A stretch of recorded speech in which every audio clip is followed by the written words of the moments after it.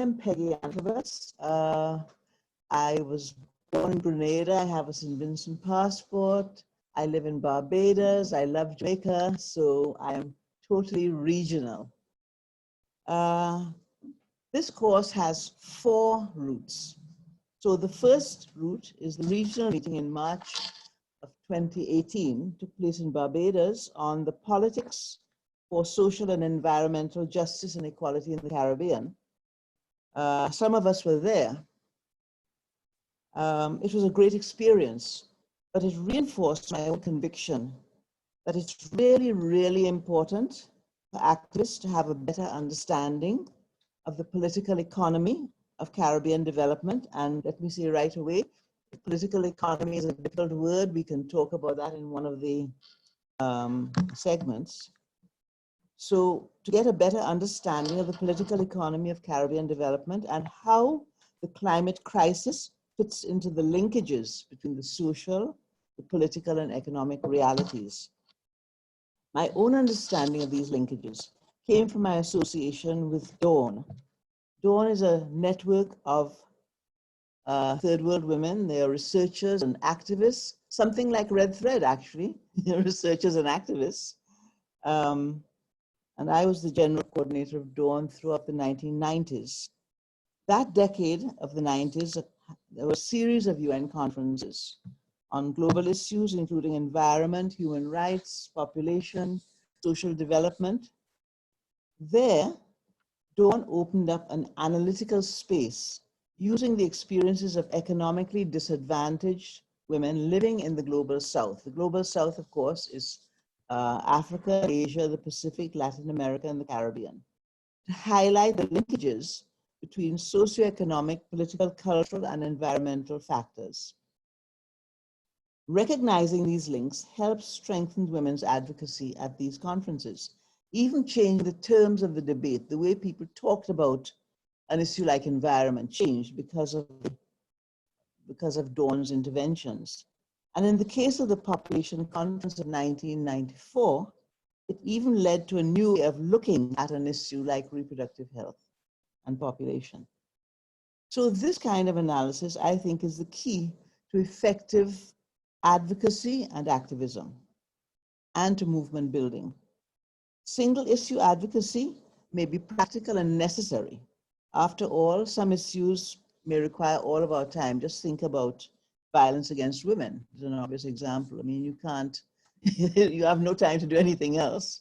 However, we need to frame our issues in the broadest context. For example, if we're advocating for LGBTI rights or for reproductive rights, we need to understand the need for a policy framework that actually provides resources for accessible and comprehensive health services.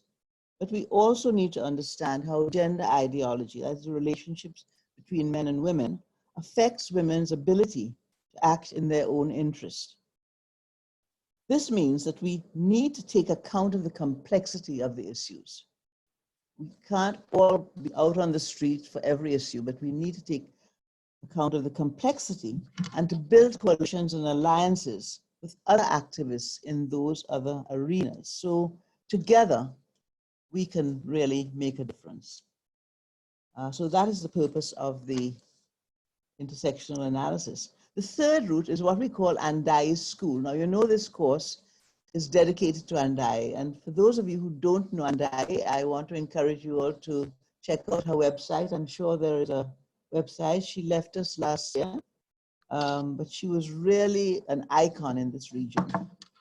We call it Andai School refers to the encounters between Andai and the staff of the Women and Development Unit at the university during the year she spent with us. She spent about 3 or 4 years with us, working with us. And these encounters, which we call Andai's School, deepened our own analysis of class and race, and our understanding of how they structured power relations in this region. By the way, Andai, of course, is a founding member of Red Thread, so I want to call out to Red Thread people. How they structured power relations in this region, and in doing so, in structuring these power relations, how that led to different socioeconomic outcomes. So Andai's life also reminded us of the importance of engagement with the world we want to change. Whether as a cancer survivor or an intellectual, Andai was engaged in challenging power structures. She was a voice in our head. I think Roberta gave me that phrase, a voice in our head, as we went about designing projects and programs. And some of us want to carry that voice in our head forever. Now, the fourth route, it's all of us. All of us involved in this course, whether as moderators or participants, are engaged in some way with changing things in the struggle for social justice. So the fourth route is ourselves, our experiences, our knowledge, our insights. Each of us has something to offer to this process of learning and understanding. And I can't emphasize that enough. We all will learn from each other. Red Thread, I have already learned so much from Red Thread, and Red Thread will continue to teach all of us. So each of us has something very unique to offer, and I hope there will be time in these sessions for us to learn from each other, not just the moderators. So finally, I want to talk about the context. The context in which the course speaks to us is the crisis of neoliberalism, another word that we can discuss another time, but it's a particular kind of economic framework that informs all of the policy making in our region today, and in fact, all over the world, and climate change. And so we have to see that we're talking at this moment of these double crises that are confronting our ecologically fragile, very, very fragile and dependent economies. Now, clearly we have no control over the mechanisms that generated these two twin interlinked forces. However, despite the fact that Caribbean societies have always been marked by these vulnerabilities, we've always been dependent, we've always been very fragile, we have never before appeared as helpless, as lacking in a spirit of resistance, a vision of how things might be different.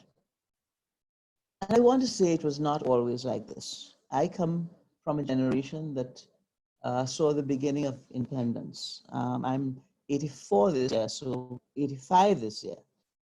It was not always like this. And in designing the course, I wanted to remind us that we once had governments in the years following independence with a vision of nation building, of making life better for the majority, not just for a small elite. Governments that were clearly on our side and not so beholden to the interests of foreign corporations. And these foreign corporations are primarily bent on extracting as much profit as possible from our land, our labor, and from our initiative. I also wanted to ensure that we did not consider economic development outside the framework of the climate crisis. We can no longer think of future well-being of our countries outside of that reality. As Norman Gervin, one of our wonderful thinkers, reminded us, in one afternoon, 80% of the banana crop in St. Vincent was wiped out by a hurricane, just in one afternoon. And in the past 2 years, we've had the experiences of Dominica, Anna knows that very well, Barbuda, and the Bahamas, to remind us of the folly of pushing ahead with economic projects without taking account of the extreme weather conditions that accompany climate change. Here in Barbados, imagine that we are still thinking of building 3 hotels on beaches in Barbados. Total folly.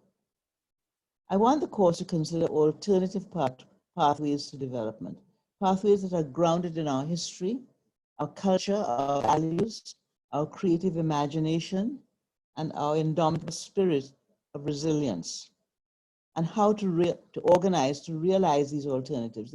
The question raised by Andai and Red Thread, how do we organize to live? So that's why we've put that as the subtitle of our course, how we organize to live. Finally, why are we doing this course that focuses so much on our history when the future is so uncertain? When we moderators, for sure, come from generations that have little experience of the forces that are shaping the future. I can only speak for myself when I say that if we don't know where we come from and where we are today, we can't plan for where we're going. So we must share, all of us must share what we have learned from our own lives. Future generations will make what they will of our insights. We have no control over that either. But this is our opportunity to really share what we understand of what's going on today, what has happened in the past, and where we want to go. So I'm really, really excited about this, and I hope that you all will find it's been a very useful and joyful experience. Thanks, Roberta.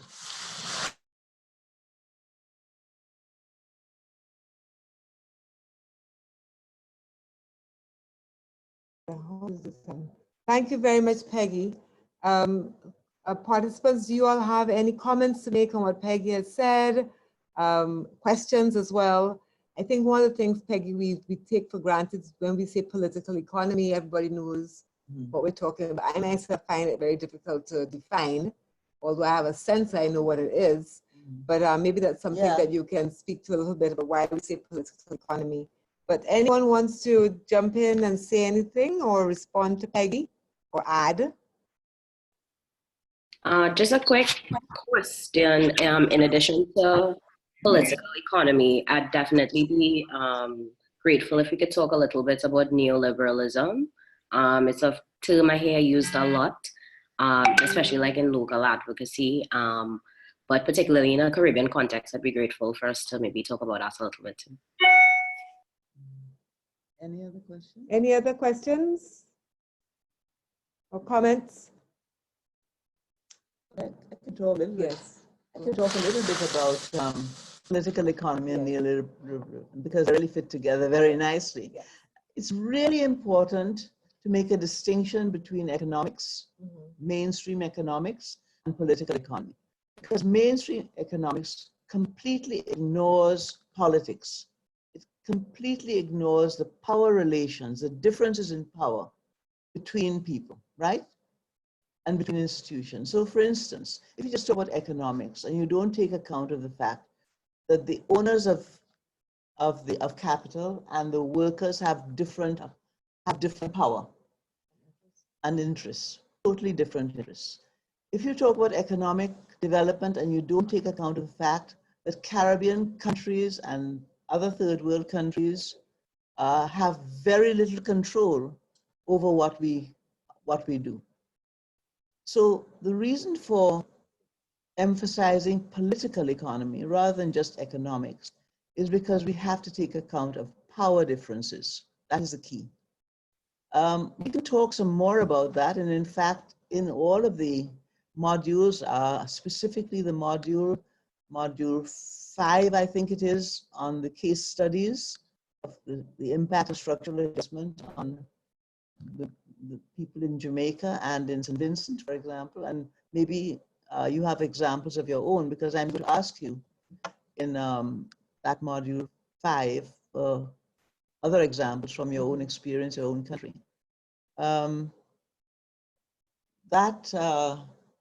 We will have opportunities to talk some more about political economy.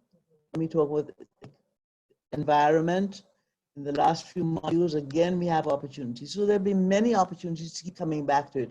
But remember, it's simply that we must say political economy because economy just by itself completely masks those power imbalances, which are really key to understanding economics. Yes. And what I would add to that, colleagues, and I'm not an economist, is that I also understand the language of political economy, yes, to be about power and who influences decision-making over the economy. So think about, for example, how the government collects revenue and how the government spends revenue. Where are the vested interests? Where are the influencers that shape government decision-making or political party decision-making about how money is raised? Who is taxed and how they're taxed? And all of that is connected to the organization of an economy in one way or the other. Who's influencing the government decision making, and none of it is neutral. There's no such thing as neutral economy. Economy is, it's about the exchange of goods and services, the generation of resources, the use and generation of resources. But who is generating resources and who is using them, who has access. These are all questions about power And who is benefiting. and who is benefiting. These are all.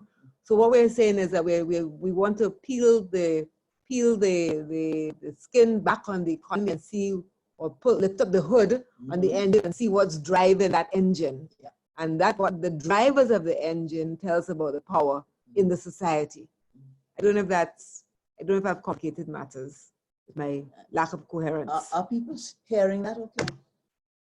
Yeah. If anyone is having trouble with the audio, just let us know in the chat. Yeah. Leah, do you have any follow-up? Before No, I get to that was helpful. That was helpful. Thank you. Okay. So let me talk a little bit about neoliberalism. Can everybody hear? Yes. There's a like flashing for one in chat. Does that mean? Somebody else has said something. Let's see in the chat. Yes. Yeah. Yes, we can hear you. Yes. So, we use these words, neoliberalism, structural adjustment, Washington consensus. There are all sorts of words we use. A very complex set of things. And it's really important to know what it means, because different words are being used to mean exactly the same thing. So in module 4, for instance, I talk about, and you'll see it in your readings, something called the Nassau Understanding. It's a document that all of our governments agreed to in 1984, all of our governments. And that is a document that introduces a framework called structural adjustment. And some people may remember there was a lot of talk about structural adjustment in the 80s. Everybody, everybody's lips. Children at school used to make songs about it and poems, so everybody knew what structural adjustment meant. But we don't hear about structural adjustment anymore. We hear about neoliberalism. But structural adjustment, actually, that particular framework, and it has very specific characteristics. And I'm not going to say what those characteristics are here, because you will see it all in module 4. And when you do the readings, module 4. But that particular framework did a number of things. And one of the things it did, it redefined the role of our states. It redefined the role of governments. They talked a lot at that time about the retreat of the state, because it meant the governments were cutting social services, they were cutting health care, they were cutting subsidies to the poor, they were privatizing assets, they were doing all of those things, which basically redefined the role of the state. But they used to talk about the roll back of the state, the retreat of the state. But I found out it was not it wasn't that the state was retreating. It was actually not paying attention to us. It was paying more attention to corporate interests than it was paying to the interests of ordinary people. So we talk about what structural adjustment actually means, but it laid the basis for what we now call neoliberalism. It's really no different. Oh, Kimberly Palmer has just joined us. Okay. Yeah. Go ahead, Peggy. Hi, Kimberly. So that's all I'm going to say about neoliberalism now. We'll talk much more about it in module 4. Thank you very much, Peggy. Any other questions for Peggy? Okay, so Ishmael is having issues with feedback. Remember, if you're not talking, to keep your microphone on mute.